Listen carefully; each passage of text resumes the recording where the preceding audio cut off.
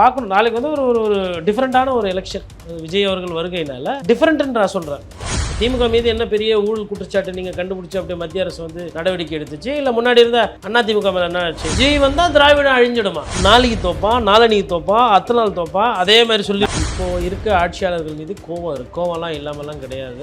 ஜனங்க வண்டி ஓட்டு போடும்போது உங்களோட தகுதி பார்க்கக்கூடாது. விஜய்க்கு தகுதி இருக்கா இல்லையா பார்க்கக்கூடாது. எடப்பாடி பழனிசாமிக்கு தகுதி இருக்கா இல்லையா பார்க்கக்கூடாது. முதல்வர் ஸ்டாலினுக்கு தகுதி இருக்கா இல்லையா பார்க்கக்கூடாது. ஜனங்க வண்டி ஆனால் ஓட்டு போட்டணும். நீங்கள் வண்டி திட்டத்தை நொட்டும் போதோ செய்யும் போதோ தகுதி பார்க்குறீங்க மக்களுக்கு. இப்போ விஜய் அவர்கள் இப்போ வந்திருக்கிறாரு. விஜய் வந்து உங்கள் கூட்டணியை கிண்டல் பண்ணியிருக்காரு, நையாண்டி பண்ணி. நீங்கள் என்ன சார் பண்ணீங்க? விஜய் அவர்கள் பலம் இல்லாத அதிமுக வேணுன்றது பிஜேபியோட தேவை. திராவிடம் அழுதுன்னா திமுக வண்டி இல்லை, அதிமுக தான் திராவிடம். பிஜேபி இது மாதிரி தான் தப்பு பண்ணுது. அந்த படத்தை தயவு செய்து ரிலீஸ் பண்ணி அது ஃப்ளாப் ஆகிட்டு உங்களுக்காக பேசி எனக்கு என்ன கிடைக்க போகுது? நீங்கள் ஒரு வியூஸ் நிறைய வருதுன்றதுனால அவங்க உங்களுக்கு ஓட்டு போடுவாங்கன்றது தெரியாது.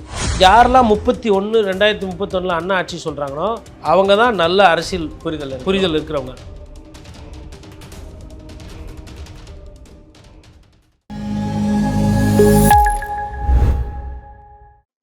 நமக்கு ஆரோக்கியம் தரும் விஷயம் எல்லாமே சுத்தமா தான் இருக்கணும். லயன் அரேபியன் டேட்ஸ், இப்போ அது லயனா டேட்ஸ், லயனா பிரீமியம் டேட்ஸ். நாகஸ்டேலுக்கு வணக்கம். அரசியல் பல பரபரப்பான கட்டங்களை நோக்கி நகர்ந்து கொண்டு இருக்கிறது. அது குறித்து மூத்த பத்திரிகையாளர் திரு கோடீஸ்வரன் அவர்கள் நம்மோட இணைந்திருக்கார். வணக்கம் சார். வணக்கம் நேயர்களுக்கு அன்பு வணக்கம் சார். நாள் நெருங்கிடுச்சு ரிசல்ட்டுக்கு. தமிழ்நாட்டோட எதிர்காலம் எப்படி இருக்கும்னு நினைக்கிறீங்க? ஆண்ட கட்சிகள் வருமா, இல்லை புதுசாக ஆளணும்னு நினைக்கிற கட்சி வருமா? ஒரு பெரிய வியாபாரம், பெரிய அரசியல் விஷயம், நிறைய பேரோட வாழ்க்கையை வந்து பொசுக்கர் எடுத்தோன்னே கேட்டுட்டீங்க. அதில் மக்களுக்கு எதிர்பார்ப்பு நிறைய இருக்குது. இப்போது இருக்க ஆட்சியாளர்கள் மீது கோவம் இருக்குது. கோவம்லாம் இல்லாமலாம் கிடையாது. திராவிட கொள்கை வந்து விழுந்துரும். அதாவது விஜய் அவர்கள் வந்து நிறைய வாக்குகள் வாங்கிட்டார், இல்லை விஜய் ஏறுறாருனாலும் திராவிட சித்தாந்தம் அழிஞ்சிரும் அப்படின்ற மாதிரி ஒரு சிலர்லாம் வந்து ட்வீட் போடுறாங்க. அவங்களுக்கு அதில் என்ன சந்தோஷம்னு தெரியல. திராவிட தலைவர்களை தோக்கடிங்க. திராவிடம் என்ன பண்ணுச்சு? இன்றைக்கி இருக்கிற ஆட்சியாளர்கள் மீது ஊழல் குற்றச்சாட்டு இருக்குது.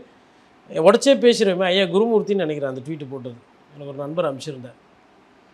பிரச்சனை வந்து திமுகவோட கொள்கை கோட்பாடில் பிரச்சனையா, இல்லை அதிமுகவோட அந்த அமைப்பில் பிரச்சனையா, இல்லை அந்த கட்சியில் இருக்க தலைவர்கள் மீது பிரச்சனையா? நீங்கள் அந்த தலைவர்களை அப்படியே மயிலிறகுகளை தடவி கொடுக்குறீங்க. இப்போ திமுக மீது என்ன பெரிய ஊழல் குற்றச்சாட்டு நீங்கள் கண்டுபிடிச்சி அப்படியே மத்திய அரசு வந்து நடவடிக்கை எடுத்துச்சு, இல்லை முன்னாடி இருந்த அதிமுக மேலே என்ன ஆச்சு? விஜய் வந்தால் திராவிடம் அழிஞ்சிடுமா? அது திராவிடம் அழியுது, வாழுது, வீழுது, அதெல்லாம் ரைட்டு. இந்த இவங்க வருவாங்க, அவங்க வருவாங்க, அப்படி ஆகும் இப்படி ஆகும்னு சொல்லிட்டு ரொம்ப நாளாக பிஜேபி வந்து இந்த வேலையை பண்ணிகிட்ருக்கு. இப்போ நீங்கள் கேட்டீங்க நாளைக்கு எப்படி இருக்கும் அப்படின்னு. மக்கள் வந்து ஒரு சில விஷயங்கள் எதிர்பார்க்குறாங்க. அதாவது மக்கள் பொறுத்தவரையில் என்னன்னா, அது மத்திய அரசோ மாநில அரசோ அவங்களுக்கு இன்னல் கம்மியாக இருக்கக்கூடிய ஒரு வாழ்க்கை. உதாரணத்துக்கு என்ன இன்னல் கம்மியாக இருக்கக்கூடிய வாழ்க்கைனா என்ன அப்படின்னா, பேங்க்குக்கு போனால் ஒரு நல்ல சர்வீஸ். நீங்கள் தான் என்ன பண்ணீங்க, எல்லாரும் பேங்க்கில் தான் பண பரிவர்த்தனை பண்ணணும் அப்படின்ற மாதிரி சொல்லிட்டீங்க. பேங்க்குக்கு போன உடனே வாங்க பப்ளிக் வாங்க, உங்களுக்கு என்ன வேணும், நீங்கள் சொல்கிறது செஞ்சுட்டு தான் மறுவேலை அப்படியா இருக்குது சார், வெயிட் பண்ணுங்கள் சார், உடனேலாம் பண்ண முடியாது, கவுண்டர் பிஸியாக இருக்குது சார், டோக்கன் ஆகிட்டு வெயிட் பண்ணுங்க சார். என்னங்க 5 நிமிஷம் தான் சொன்னால சார், பார்க்குறீங்களா தெரியல, இல்லை அரை மணி நேரம் ஆகும் சார், வெயிட் பண்ணுங்கள் சார். 10 கையாக இருக்குது. இது எங்களை பேங்க்குக்கு பழக்கம் பண்ணி விட்டது யார்? எங்கள் பணத்தையே பேங்க்கில் போட்டு அது போதிய அளவுக்கு இல்லைன்னு மினிமம் பேலன்ஸ்க்கு எடுத்தது யார்? டிரான்சாக்ஷன் சார்ஜஸ் யார் எடுக்கிறது? ஏடிஎம்மில் இத்தனி வாட்டி தான் பணம் எடுக்கணும்னு யார் பண்ணுறது? ஒரு நாளைக்கு இவ்வளோ தான் லிமிட்டு, ஒரு மாதத்துக்கு இவ்வளோ தான் லிமிட்டு, அதுக்கு மேலே விட்ராயல் போட்டாலும் காசு, எடுத்தாலும் காசு, இதெல்லாம் யார் பண்ணது? எங்களை கஷ்டப்படுத்தி, உழைக்கிற மக்களை கஷ்டப்படுத்தி வங்கியை தூக்கி பிடித்து அந்த வங்கியில் வரக்கூடிய பணத்தை தனியார் முதலாளி கொடுத்து அவங்க அதை தூக்கின உருட்டிக்கிட்டு வெளிநாடு ஓடுறது, இது ஒரு கொள்கையாக இருக்குது. அடுத்து இன்னொன்று ஒரு எடுத்துக்காட்டு சொல்கிறேன். ஃபாஸ்டேக். நான் போகும்போது பணத்தை கொடுத்துட்டு டிக்கெட்டை வாங்கின்னு போயிடுறேன். First of all road tax வாங்கிக்கிறீங்க, சொத்து வரி, தண்ணி வரி, எல்லாத்துக்குமே வந்து வரி வாங்குறீங்க. அதுக்கு இனாமாக ரோடையாச்சும் ஃப்ரீயாக போட்டு கொடுக்கலாம், கிடையாது. ரோடுக்கு வரி வாங்கிக்கிறீங்க. வண்டி வாங்கும்போதே வாங்கினது பத்தாதுன்ட்டுன்னு பெட்ரோல் டீசல் போட்டு அந்த வழியில் தான் நாங்கள் போகிறோம். அப்போ அதுக்கும் நாங்கள் வரி கட்டுறோம். அதுக்கப்புறம் அந்த வண்டியை மெயின்டைன் பண்ணோன்னா அதுக்கும் நாங்கள் ஜிஎஸ்டி, ரிப்பேருக்கு சர்வீஸ் டேக்ஸு எல்லாம் கட்டுறோம். அதுலேயும் வரியை வாங்கிக்கிறீங்க. ஸோ பெட்ரோலில் வாங்குறீங்க, சுங்க வரி வாங்குறீங்க, ஜிஎஸ்டி வாங்குறீங்க, எண்ணெய்க்கு பெட்ரோல் டீசலுக்கு வந்துட்டு இல்லாமல் அதுக்கப்புறம் ஒன்று இருக்குது, டக்குன்னு என்ன செஸ்ன்னு நினைக்கிறேன், ஏதோ ஒன்று இருக்குது. இப்போ 4 வகையான இன்சூரன்ஸுக்கும் டேக்ஸு. 5 ஒத்த வண்டி வச்சிருக்கிறது நான். வண்டி நீங்கள் விற்கணும்னா டேக்ஸ் கட்டணும் சார். புதுசாக வந்தது. புதுசாக ஆமாம் வந்திருக்கு. அது வந்து என்னது கேபிட்டல் கெயினா என்னமோ ஒன்று கேபிட்டல் டேக்ஸ் இல்லை வேறு ஏதோ ஒரு வண்டியை விற்கிறதுனால அதுக்கு டேக்ஸு. ஆமாம். அதுக்கப்புறம் இதெல்லாம் இருக்குது. அப்போ ஒத்த வண்டியை வச்சு நான் பொழப்புக்கு வண்டியை ஓட்டுறேன், ஆனால் சொகுசுக்காக ஓட்டுறேன். அதுக்கு இது இப்போ இதுதான் இன்னல்ன்றது. அப்போ மத்திய அரசினுடைய இன்னல், மாநில அரசோட இன்னல்னு பார்த்தீங்கன்னா காசே இல்லைன்னுவாங்க. யாருக்கு? தூய்மை பணியாளருக்கு பெருக்கிறதுக்கு கொள்றதுக்கு. ஆனால் இலவசமாக வந்து நீங்கள் எனக்கு ஓட்டு போடுவீங்கன்னா நாங்கள் உங்களுக்கு இலவசமாக தரோம். ஒரு நைட்டில் 14,000 கோடி ரூபாய் போட முடியும் இருக்குல்ல. அப்போ இவ்வளோ நாள் அப்போ சொன்னதெல்லாம் சும்மா இல்லை. இந்த ஒரு நைட் இம்பேக்ட்ன்ற விஷயம் இருக்குல்ல, இது வந்து இந்த மழையில் பாதிக்கப்படுறப்ப இந்த வெள்ள நிவாரண பணிக்கோ இல்லை இந்த விவசாயிகளுக்கு வந்து பல நாளாக வந்து பெண்டிங்காக இருக்க அந்த கரும்பு நிலுவைத் தொகைக்கோ நெல் நிலுவைத் தொகைக்கோ பால் நிலுவைத் தொகைக்கோ இதெல்லாம் ஏன் இவங்களால இமீடியட்டாக பண்ண முடியல? ஒரு நைட்டில் இவங்க ஒரு கழுத்து போட்டு ஒரு நைட்டில் வந்து ஒரு 5,000 ரூபாய் உடனே டிஸ்கஸ் பண்ண முடியுது அப்படின்னா, இந்த நிவாரணம் சார்ந்த இதெல்லாம் ஏன் 1 மாதம் 1.5 மாதம் அதுக்கப்புறம் ரேஷன் கார்டில் போயிட்டு ஃபில் பண்ணி கொடுங்க, அவ்வளோ டிலே நடக்குது? இது வந்து ஒரு அருமையான கேள்வி. 2 கோணங்கள்.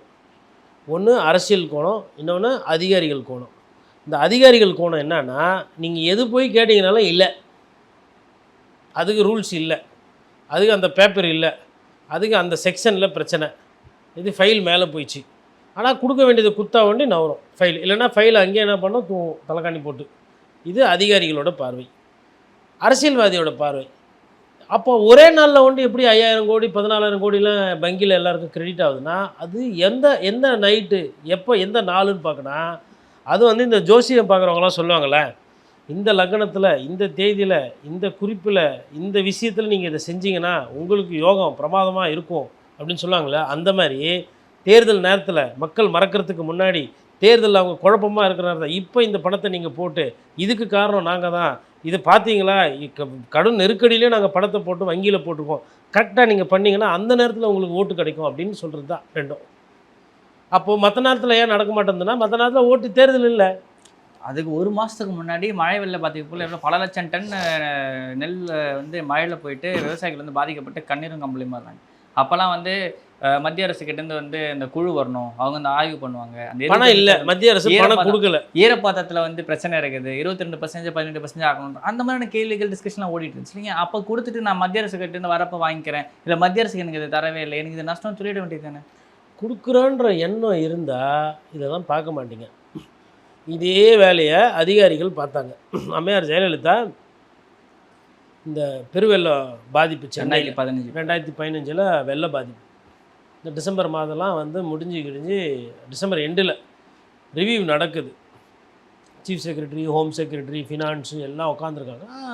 பொதுவாக வெள்ளம் காலத்திலே வந்து பார்த்திங்கன்னா அந்த டேக்ஸி கட்டுறது, சொத்து வரி தண்ணி வரி கட்டுறது, வருவாயின்றது டிசம்பர் மாதத்தில் பெருசாக இருக்காது.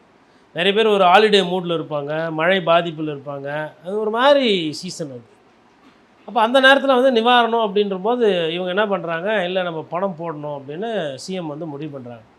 இல்லை அவ்வளோ காசுலாம் இருக்காது, சரி ரைட்டு ஒத்துக்கிறாங்க அதிகாரிகள். நம்ம எதுக்கு எல்லாருக்கும் கொடுக்கணும்? கார் வச்சுருக்குறாங்க, வீடு வச்சுருக்குறாங்க, ஃபஸ்ட் ஃப்ளோரில் இருக்காங்க, அப்புறம் ஒரு ஏரியாவில் பணக்காரங்களாம் இருக்காங்க, அதெல்லாம் எதுக்கு கொடுக்கணும்? Do what I say. Madam சொன்னது என்னது? டூ வாட் ஐ சே. பாதிப்புன்றது எல்லாருக்கும் பாதிப்பு. இவங்க தான் பாதிக்கிறாங்க, அவங்க பாதிக்கலை அப்படின்னு இல்லை. இப்போது ஒரு ஒரு ஒரு வீட்டில் வந்து ஒரு டிவி போயிடுச்சு, லேப்டாப் போயிடுச்சுன்னா அதுவும் பாதிப்பு தான். நம்ம மொத்தமாக கொடுக்கல, நம்மளால் முடிஞ்சது என்னமோ அதில் வந்து இவங்களுக்கு இருக்கட்டும் அவங்களுக்கு இல்லைன்னுலாம் கிடையாது. யாரெல்லாம் வெள்ள பாதிப்பு பண்ணாங்களோ எல்லாருக்கும் கொடுங்கன்னு ஒரு முடிவு எடுக்கிறாங்க ஒரு முதலமைச்சர். சரி, முதலமைச்சர் இந்த மாதிரி முடிவு எடுக்கிறாங்க, நல்ல முடிவு, வரவேற்கத்தக்கது. ஏன் எடுக்கிறாங்கன்னா தேர்தலும் வருது. அப்போது நீங்கள் வந்து அதிகாரிகிட்ட ஆட்சியை கொடுத்தீங்க, அதிகாரிகள் பேச்சு நீங்கள் கேட்டிங்கன்னா அவுட்டு. இப்போ இந்த ஆட்சியில் என்ன பிரச்சனை அப்படின்னா, அதிகாரிகளோட பேச்சை கேட்டு அதிகாரிகள் தான் நிறைய விஷயம் முடிவு பண்ணியிருக்கிறாங்க. அண்ணாவோட பிறந்த நாளுக்கு இந்த திட்டத்தை ஆரம்பிக்கிறோம், இந்த திட்டத்தில் 1000 ரூபா பெண்களுக்கு கொடுக்கோன்றது வாக்குறுதி. அப்போ சொன்னப்போ வந்து நம்ம எதுவுமே பேசலை, எல்லா பெண்களுக்குன்ற மாதிரி தான் பேசணும், ரேஷன் கடைக்கு அப்படின்ற மாதிரி தான் பேசணும். ஆனால் அதிகாரிகிட்ட அந்த ஃபைலு போய் ஜியோ போகும்போது என்ன வருதுன்னா, அதில் ஒரு கமா போட்டு ஒரு பேரா ஆட் ஆகுது. என்னது? தகுதி. நான் என்ன கேட்குறேன்னா, ஜனங்க இதே மாதிரி தகுதி பார்த்தா நீங்கள்லாம் தேர்வீங்களான்னு நான் கேட்குறேன்.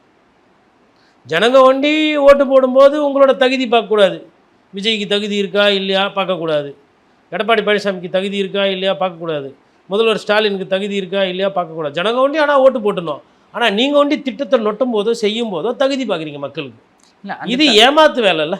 இல்லை அதே இப்போ திட்டங்கள் சார்ந்த விஷயம் தகுதின்னு ஒரு இது வைக்கிறப்ப வரி வாங்குறப்ப நீங்கள் ஏன் வைக்கல? இவ்வளோ மார்ஜின் இருக்கிறவங்க இவ்வளோ பர்சன்டேஜ் வரி, அவ்வளோ இருக்கு அவ்வளோ அந்த மாதிரி விஷயங்கள் கொண்டு நல்ல கேள்வி. இளைஞர் நீங்கள் உங்களுக்கு தோணுது, அதாவது அதிகமாக உழைச்சி வரியை கட்டுறான்னா அவனை வந்து இந்த கழுதை மேலே சுமையை ஏற்றுவாங்கள்ல, நல்லா வெயிட்டு தாங்கிறது கழுதை, நல்லா அந்த குதிரை பார்த்தீங்கன்னா அந்த மட்டை குதிரை இருக்கும் மலை மேலெல்லாம் போகும்போது இட்டு போகும். அதெல்லாம் பார்த்தீங்கன்னா ஒரு குதிரை நல்லா தடகாத்தமாக இருக்குதுன்னா அந்த குதிரை மேலே ஒரு ஆளையும் ஏற்றி ஒரு குழந்தைய ஏற்றி எக்ஸ்ட்ரா குசுறு வைப்பாங்க. அந்த குழந்தை பார்க்கும், டேய் கொஞ்சம் எக்ஸ்ட்ராவாக உழைச்சது தப்பாடா. அந்த ஒரு குதிரை பார்த்தா அப்படியே டபாச்சினே இருக்கும் நல்லா சாப்பிட்டுட்டு. அது பார்த்தா லோடு தாங்காத மாதிரியே பண்ணும். அந்த குதிரை அப்படியே டபாச்சிக்கினே இருக்கும். இந்த உழைக்க குதிரை உழைச்சிக்கிட்டே இருக்கும். அவங்களும் அந்த சுற்றிக்கிறவங்க அந்த மயக்கிறவங்க எல்லாம் என்ன பண்ணுவாங்க, ஓடின குதிரையே போட்டு துன்புறுத்துவாங்க. அது பழக்கப்பட்டு போச்சு உழைச்சி. அதனால் அதை ஏமாத்துறது, அது மேலேயே எல்லாத்தையும் திணிக்கிறது. அதே வேலை தான் அரசாங்கம் பண்ணுது. அதிகமாக ஒருத்தர் வரியை கட்டுறாருன்னா அப்போ அதிகமாக உழைக்கிறாரு. வரி டேக்ஸு ஸ்லாப் ஆகுதுன்னா ரிவர்ஸில் கூட கம்மியாகலாம். இப்போ நீங்கள் கஸ்டமர் கன்சியூமர் தான், அது மாதிரி தான் ஆகிப்போச்சு. அரசாங்கம் வந்து என்ன பண்ணுது, உங்ககிட்ட வரி வாங்குது, நீங்கள் வரியை கொடுக்குறீங்க, அதுக்கு அரசாங்கம் உங்களுக்கு சர்வீஸ் கொடுக்கணும். சரி நான் அதிக வரி கட்டுறேன்ல, எனக்கு எதனா எக்ஸ்ட்ரா சலுகை கொடுக்குறீங்களா? என்ன கொடுக்குறீங்க நீங்கள்? நோட்டீஸ் கொடுக்குறீங்க. என்ன கொடுக்குறீங்க? இன்கம் டேக்ஸ் நோட்டீஸ் கொடுக்குறீங்க. அப்போது இந்த சிந்தனை இருக்கு இல்லையா, இதுவே சில்லறத்தனமாக இருக்குது ஒரு சில விஷயத்தில். எல்லாருக்கும் எல்லாமும் கிடைக்கணுன்றது ஒரு திட்டமாக இருக்கும். ஏழை பணக்காரன் ஆகிறதுக்கு என்ன வழிவகை பண்ணுமோ அதை பண்ணும். நீங்கள் என்ன பண்ணுறீங்க, பணக்காரன் டேக்ஸ் தி எக்ஸ்ட்ரா ரிச்சு, அது என்ன பண்ணுறாங்க அவங்க, நீங்கள் அதை பண்ணும்போது ஆடிட்டரை வச்சு கம்பெனியை போட்டு திருட்டு கம்பெனி, 2 கம்பெனி, கருப்பு கம்பெனி, பிளாக் மார்க்கெட்டு இதெல்லாம் பண்ணி ஏமாற்றிட்டு போயிடுவான். கணக்குக்கு ஒரு ட்ரஸ்ட் ஆரம்பித்து அது பேரில் எல்லாமே வாங்கி எதுவுமே பார்க்கறதுக்கு பேப்பரில் என்ன தெரியுது, ஆஹா பார்த்தியா பணக்காரங்களாம் தேடி தேடி மோடிஜி டேக்ஸ் வாங்கிடுறாரு பா அப்படின்னு இருக்கும். ரிசல்ட் என்ன, அவங்க தான் பூரா அதிகமாக டேக்ஸ் இவேஷன் பண்ணுறது அவங்க தான். So tax terrorism. அவங்க வாங்க காருக்கெல்லாம் பெருசாக டேக்ஸ் கிடையாது, வீடுக்கு பெருசாக டேக்ஸ் கிடையாது, எல்லாமே கம்பெனி பேரில் வாங்குறாங்க, ட்ரஸ்ட் பேரில் வாங்குறாங்க, பெருசாக இல்லாமல் போகுது. அது வந்து நார்மலாக கூலி வேலை பண்ணி ஒரு நாள் டாக்ஸி ஓட்டி பழகணும்னு நினச்சி கார் வாங்கினா 2 லட்சம் 3 லட்சம் டேக்ஸ் கட்ட வேண்டியது. டேக்ஸ் அது வரி தீவிரவாதம் இங்கே இருக்குங்க. அப்போ இதெல்லாம் பிரச்சனை. இந்த பிரச்சனையெல்லாம் வந்து வர தேர்தலில் நாளைக்கு இவ்வளோ பார்க்க மாட்டாங்க. அவங்களுக்கு வந்து லோக்கல் பிரச்சனைகள் தான் முக்கியம். 8000 சட்டம் ஒழுங்கு 8000 10,000 இதெல்லாம் பார்ப்பாங்க. பட் நம்ம இது வந்து எதுக்குன்னா இதெல்லாமே வந்து ஒரு சில இடத்துல பிரதிபலிக்கும். இப்போ இதெல்லாம் பேச பொருள் இந்த பிரச்சனைகள்லாம் வந்து ஓட்டு போடும்போது அந்த தாக்கம் வரும் கண்டிப்பாக. அதனால் பார்க்கணும். நாளைக்கு வந்து ஒரு டிஃப்ரெண்ட்டான ஒரு எலெக்ஷன் விஜய் அவர்கள் வருகையினால டிஃப்ரெண்ட்டுன்னு நான் சொல்கிறேன். இவங்க மாதிரி 50 வருஷத்துக்கு ஒரு வாட்டி வர தேர்தல், 70 வருஷத்துக்கு ஒரு வாட்டி வர தேர்தலாம் கிடையாது. 5 வருஷத்துக்கு ஒரு வாட்டி வர தேர்தல் தான் திருப்பி வருது. 2021 வந்தது. அப்போது சாருக்கு வந்து அரசியலுக்கு வர லைட்டாக கொஞ்சம் தயக்கம் கூச்சம். அப்போது இன்றைக்கி தைரியம் வந்திருக்கு. அதுமாதிரி 2024 கூட தேர்தல் போச்சு லோக்சபா, அன்றைக்கும் லைட்டாக கொஞ்சம் கூச்சம். அது நான் ஏன் பயம் கூட சொல்லலாம். ஏன்னா மோடிஜி அப்போ நின்னார் லோக்சபாவில், அப்போ கூட இது மாதிரிலாம் பேசிக்கலாம். சர்க்கார் படத்தில் வந்த மாதிரி வரி தீவிரம் அதெல்லாம் பேசிக்கலாம். அப்போது அன்றைக்கி விஜய் சார் வரல. சரி கடைசியாக இப்போ வந்திருக்கிறாரு, வந்தவரெலாம் சந்தோஷம். வந்தார் பேசினாருன்னு ஒரு கேள்வி இருக்குல்ல, எதுக்கு பேசி நான் யாருன்னா பேசுவேன், அதனால் யாருன்னா அரசியல்வாதி கோவம் வரும், அவங்க கோவத்தை என்கிட்ட காட்டுவாங்க, அதுக்கெலாம் நான் தாங்குகிற சக்தி இருக்கா தெம்பு இருக்கான்னு எனக்கு தானே தெரியும். எல்லாத்தையும் உங்களுக்காக பேசி எனக்கு என்ன கிடைக்க போகுது சார்? இது அரசியல் பார்வையில் எல்லாருமே நம்ம சந்தேக பார்வையோடு பார்த்துட்டா பிரச்சனை கிடையாது. அதை மீறி அவங்க என்ன செயல்பாடு பண்ணுறாங்க, அதை மீறி அவங்க மக்கள் நலன் என்ன பேசுகிறாங்க சிந்திக்கிறாங்கன்றது தான் அரசியல். இங்கே அரசியல்னால் என்ன நினைக்கிறாங்கன்னா, இவரை பிடிக்காது அதனால் என்ன பிடிக்குன்ற மாதிரி அரசியல் பார்க்குறாங்க. இன்னொன்று வெளிப்படையாக சொல்கிறேன், விஜய் சாரோட படமே நிறைய நேரத்தில் ஓடுனது கிடையாது. விஜய் நடித்த படம், விஜய் ரசிகர்கள் கொண்டாடின படமே பொதுமக்களால் நிராகரிக்கப்பட்டு நிறைய படம் ஓடலை. ஆனால் விஜய் எடுத்து வைக்கிற அரசியல் ஒன்று எப்படி சூப்பர் டூப்பர் ஹிட் ஆகும்னு நினைக்கிறீங்கன்னு தான் எனக்கு புரியல. இல்லை அதே மாதிரி பிஆர் ப்ரமோஷன் ஒர்க் பண்ணுறாங்களா பேக்ரவுண்டுன்னு ஒரு கேள்வி வருது. அவங்க தான் ஃபுல்லாக பண்ணுறாங்க. பூரா இந்த வைபு டிக்டாக்கு ரீல்ஸு இதில் தான் தாவேகா கட்சி உயிர் வாழ்கிறது. மற்றபடி களத்துலேயோ யதார்த்தத்துலேயோ வந்து அவங்க வந்து அவங்களுக்குன்னு ஒரு சதவீதம் இருக்குது. இந்த 3வது முகமாக வரவங்களுக்கு ஓட்டு கிடைக்கும். அதை தாண்டி இவங்க பண்ணுற இந்த விளம்பரம் இருக்கு இல்லையா, இதில் தான் அவங்களோட வண்டி ஓடிக்கொண்டிருக்கிறது. விளம்பரத்தில் தான் போகுது. ஏற்கனவே இந்த மாதிரியான சோஷியல் மீடியா அலையை வந்து பார்த்திங்கன்னா சீமானுக்கு பார்த்துருந்தோம், அண்ணாமலைக்கு பார்த்துருந்தோம், இப்போ விஜய் அவர்களுக்கு பார்க்குறோம். இன்னும் சீமானும் அண்ணாமலை வந்து களத்தில் ரிஃப்ளெக்டே ஆகலைன்றதே நம்ம ஓப்பனாக பார்த்துருந்தோம். ஏன்னா போன வாட்டி ஒருத்தர் வந்து ஸ்டாட்டிஸ்டிக்ஸ் எடுத்தவர் சொல்லியிருந்தார், அண்ணாமலை மட்டும் கோயம்புத்தூரில் ஜெயிக்கலாம், நான் ஸ்டாட்டிஸ்டிக்ஸே எடுக்கலை, அந்த தேர்தல் கருத்து கணிப்பே நான் எடுக்கலை அப்படின்னாரு. அண்ணாமலை ஜெயிக்கல. இந்த வருஷமா எடுத்து போட்டு திருப்பி இந்த பஞ்சாயத்து ஓடிட்டு இருக்கு. அப்போ இந்த மாதிரி விஷயங்கள்லாம் இருக்குல்ல, ஸ்டாட்டிஸ்டிக்ஸ் ஆகட்டும் சரி, இதை மேனிப்புலேட் பண்ணுறாங்க, இந்த சஃபாலஜிஸ்ட்டாக பல பேர் மேனிப்புலேட் பண்ணுறாங்கன்ற விஷயங்கள்லாம் இருக்குல்ல, அது தேர்தலில் பிரதிபலிக்குமா? இல்லை உண்மையாகவே மக்கள்கிட்ட இந்த ஒப்பீனியன் போல்ஸோ எக்ஸாக்ட் போல்ஸோ ரிஃப்ளெக்ட் ஆகுமான்னு ஒரு கேள்வி இருக்கு. அதாவது சமூக ஊடுதல்ன்றது ஒரு தாக்கத்தை ஏற்படுத்தும். அது முழுசாக அப்படியே ஓட்டாக ட்ரான்ஸ்ஃபர் ஆகிறது கிடையாது. இப்போ நீங்கள் ஒரு வியூஸ் நிறைய வருதுன்றதுனால அவங்க உங்களுக்கு ஓட்டு போடுவாங்கன்றது தெரியாது.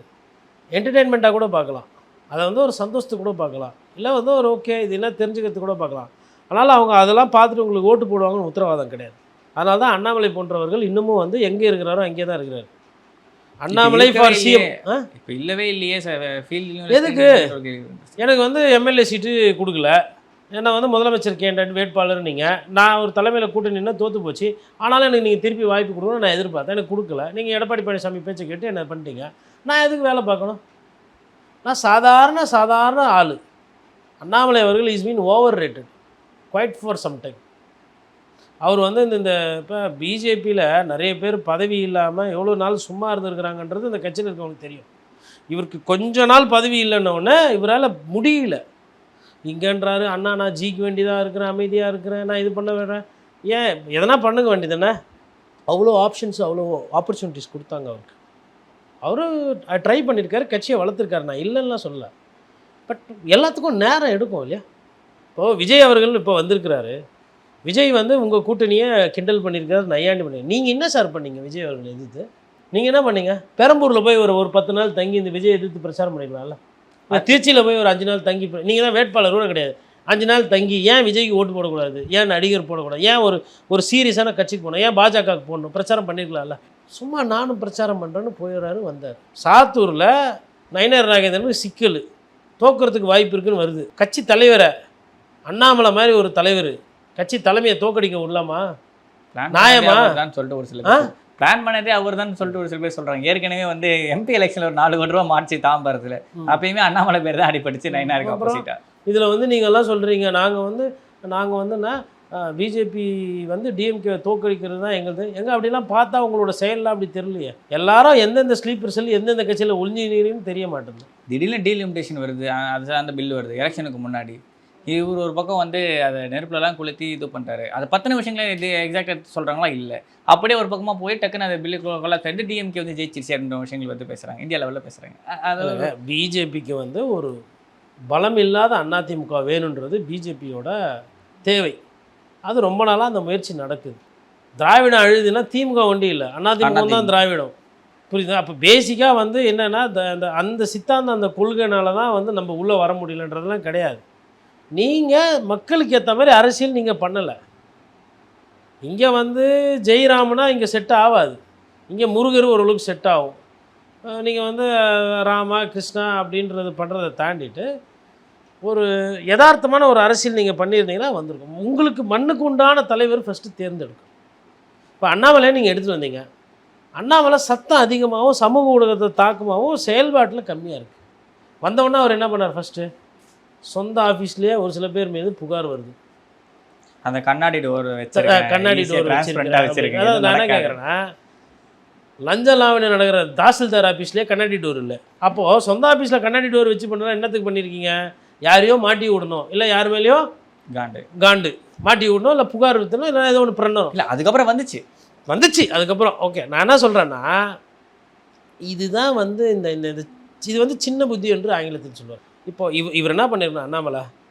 அதாவதுங்க உண்மையை நீங்கள் மறைக்க முடியாது. அண்ணாமலை கண்டு இந்த தேர் எனக்கு சீட்டு கொடுக்கல, இருந்தாலும் 27 தொகுதியில் நான் ஒரு 7 தொகுதியோ இல்லை ஒரு 10 தொகுதி நான் தத்து எடுத்துக்கிறேன். டெய்லி போய் பிரச்சாரம் பண்ணுவேன், மாறி ஒரு நாள் பிரச்சாரம் உழைக்கிறேன். அதுக்கு மேலே மக்கள் பார்க்குறது. அப்படி பண்ணி இருந்தால் அண்ணாமலை இன்றைக்கி பேசு பொருளாக இருப்பாரா? நிச்சயமாக இல்லை. விஜய் எதிர்த்து டார்கெட் பண்ணுறது, உதயநிதி எதிர்த்து பிரச்சாரம், இவரும் ஒரு வண்டி எடுத்துக்கிட்டு இவர் பாப்புலர் தானே. அப்போ உங்களுக்கு ஆதாயம் இருந்தால் தான் உழைப்பீங்களா? இப்போ நீங்கள் சராசரி மனிதர் தானே. நீங்கள் இப்போ இதே மாதிரி தான் விஜயும் சொல்கிறேன், சராசரியான மனிதர். மிக அதீதமாக அவர் வந்து மதிப்பீடு பண்ணி அந்த சமூக ஊடகத்தில் இருந்த பேசு பொருளாக்கி இவர் படமே ஓடுன்னு இருக்குது. இப்போ ஜனநாயகன் ரிலீஸ் ஆச்சு, தப்பான வழியில் ரிலீஸ் ஆயிடுச்சு திருட்டுத்தனமாக. படத்தை பற்றி யாருன்னா பேசுகிறாங்களா? இல்லை அந்த காட்சி உங்களுக்கு எதனா வீடியோவில் வந்துச்சா? இல்லை நீங்கள் யாருன்னா பென் டிரைவில் சுற்றுது அந்த படம், ஐயோப்பா அரிதான படம். ட்விட்டரில் ஒரு சில கிளிப்ஸ் போச்சு, அதையும் பெருசாக எத்தனை நாள் எத்தனை அவர் 2 நாள் போயிருக்குங்க. எனக்கு தெரிஞ்சு இதை பிஜேபி இது மாதிரி தான் தப்பு பண்ணுது. அந்த படத்தை தயவு செய்து ரிலீஸ் பண்ணி அது ஃப்ளாப் ஆகிட்டு இருக்கும். ஒரு பெரிய நெகட்டிவான கேஸாவது வந்திருக்கும். ஒரு சில விஷயத்தை யூகிக்கணும், கணிக்கணுங்க. ஒரு படம் நிறைய நேரத்தில் அவர் நல்லா நச்சப்பே ஓடாமலாம் விட்டு எதுக்கு விஜய் சேதுபதியை வில்லனா போட்டு படம் எடுத்தாங்க? ஈக்குவலான ஒரு மாஸ் இருக்கணும், ஐ மீன் ஒரு ஆப்போசிட் ஆண்டகனிஸ்ட் கேரக்டருக்கு ஒரு ரோல் வில்லனை வச்சு தான் அந்த படத்தில் வந்து விஜய் சேதுபதி அதிகமாக பேசப்பட்டார். விஜய் பேசப்படலை. விஜய் சேதுபதி விஜய் சாப்பிட்டார். நாளைக்கு தோப்பான், நாளன்னைக்கு தோப்பான், அத்தனை நாள் தோப்பான், அதே மாதிரி சொல்லி நாளைக்கு சாவா நாளைக்கு. அதை தான் நான் இப்படி சொல்கிறேன், தேர்தல் நேரம்ல அதனால் இப்படி சொல்கிறேன். அந்த படத்தில் சாவாருன்னு சொல்லுவாங்க, எதுக்கு சாகணும்? அதுதான் ஏன் நான் அதை சாவனா, அவங்க ஒரு சில பேர் அவங்க கட்சியில் டிக்டாக் ரீல்ஸ்லாம் போடுறாங்க. விஜயண்ணா நீங்கள் கண்டி ஜெயிக்கலன்னா நான் செத்து, அப்படி சொல்லக்கூடாது. இப்படி நீங்கள் தயார் பண்ணிடணும். நாளைக்கு தோப்பான், நாளன்னைக்கு தோப்பான், அடுத்து தோப்பான், நீங்கள் தயாராக இருங்க, கட்சி வேலை செய்யுங்க. ஒரு சில பேர் தயாராகிட்டாங்களான்னு தோணுது சார். ஒரு சில பேர் 2026 பயிற்சி தான், 31 வந்து அண்ணா ஆட்சி தான் அப்படின்னு சொல்லி ஒரு சில பேர் போடுறாங்க. யாரெல்லாம் 31 2031 அண்ணா ஆட்சி சொல்கிறாங்களோ அவங்க தான் நல்ல அரசியல் புரிதல் இருக்கிறவங்க. அவங்கள விஜய் சார் கப்புன்னு பிடிச்சிக்கணும். யதார்த்தம். தேர்தலையே ஆட்சி பிடிக்கிறது நீங்கள் வந்து அவ்வளோ பெரிய ஆள்லாம் கிடையாது. இல்லை அதுக்கேற்ற உழைப்பையும் அவர் போடலை. அவர் போட மாட்டாருங்க. அவர் உழைக்கிறதுக்கெலாம் வரல. அவர் சும்மா அப்படியே இந்த டைரெக்ஷன் கொடுத்துட்டு இது பண்ணுங்கள் இது பண்ணுங்கள், இது அவ்வளோதான் அவரால் முடியும். பார்த்துட்டோம் நம்ம அவர் கெப்பாசிட்டி என்னன்றது. இந்த தேர்தலில் அவர் எவ்வளோ பெரிய உழைப்பாளி அப்படின்றது இப்போ நாட்டு மக்களுக்கு தெரியும்.